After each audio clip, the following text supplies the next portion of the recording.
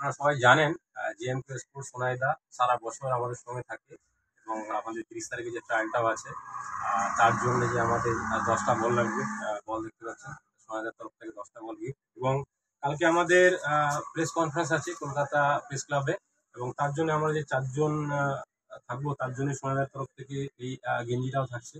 তো সোনাইদা সারা বছর আমাদের সঙ্গে থাকার জন্য, আমাদের হেল্প করার জন্য সত্যি আমরা দিব্যাং ফ্যামিলি অনেক থ্যাঙ্কফুল। আমাদের প্লেয়ারদের জন্য দুটো কথা যদি। সম্ভবত 30 তারিখ, হ্যাঁ 30 তারিখ বিজয়পুর টাউন ক্লাব সোদপুরে ট্রায়াল আছে না। তো কি আর বলবো, বলার বিশেষ কিছু নেই। এটাই বলবো যে তোমরা ভালো করে খেলো, আর জেএমকে স্পোর্টস তোমাদের যতটা পারবে তোমাদেরকে সাহায্য করে পাশে থাকবে।